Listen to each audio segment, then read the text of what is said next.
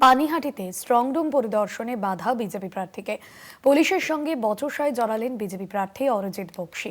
BJP কর্মীদের হেনস্থার অভিযোগ, পুলিশের বিরুদ্ধে অনুমতি থাকার পরেও প্রবেশে বাধা দেওয়ার অভিযোগ উঠছে। অনুমতি দেওয়ার পরেও প্রবেশে বাধা দেওয়ার অভিযোগ, বিজেপি কর্মীদের হেনস্থার অভিযোগ উঠছে পুলিশের বিরুদ্ধে। পানিহাটিতে স্ট্রংরুম পরিদর্শনে বাধা বিজেপি প্রার্থীকে। জয়ন্ত মজুমদার রয়েছেন ফোন লাইনে। জয়ন্ত, বিজেপি প্রার্থী কি অভিযোগ করছেন?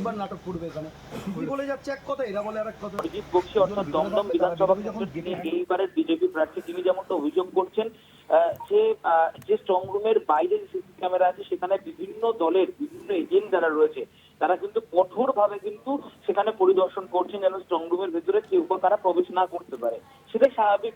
সেই জায়গা থেকে দাঁড়িয়ে তিনি কিন্তু সিপির কাছে এবং এসিপির কাছে, ব্যারাকপুর পুলিশ কমিশনারের তিনি পারমিশন চেয়েছিলেন যে কোনো দুজনের পক্ষে একা 8 ঘন্টা পাহারা দেওয়া সম্ভব নয়। ফলত 8 ঘন্টা পর পর শিফটিং চেঞ্জ হবে, মানে যে দুজন প্রথম 8 ঘন্টা মানে 8 আওয়ার্স ওখানে পাহারা দিচ্ছিল তারা চলে আসবে এবং তারপরে বাদ বাকি দুজন পরবর্তী 8 ঘন্টা কিন্তু পাহারা দেবে। এইভাবে শিফটিং পরিবর্তন করা হোক, সিপি কিন্তু সেই পারমিশন অরিজিৎ বক্সী বিজেপি প্রার্থী তাকে কিন্তু দিয়েছিলেন।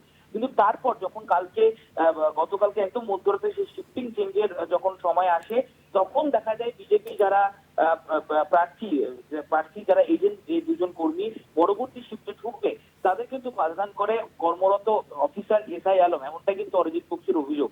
এবং তারপরে কিন্তু সরব হন বিজেপি প্রার্থী, বিজেপির জেলা সভাপতি এবং বিজেপি কর্মীরা, এবং পুলিশের সঙ্গে বচসা তৈরি হয়। এবং তারপরে সেই অরিজিৎ বক্সী কিন্তু ব্যারাকপুর পুলিশ কমিশনারের যিনি দায়িত্বপ্রাপ্ত আধিকারিক তাকে কিন্তু ফোন করে।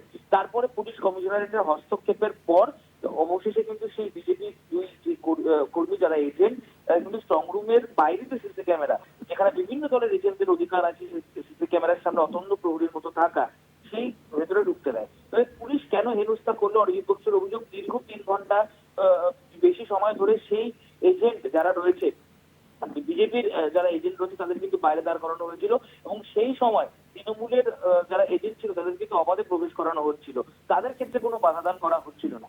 সেই অভিযোগ তুলেছেন অরিজিৎ বক্সী, তিনি সরব হয়েছেন এবং তিনি কিন্তু একাধিক কটাক্ষ করেছেন পুলিশ কর্মীদের। ধন্যবাদ তোমায়।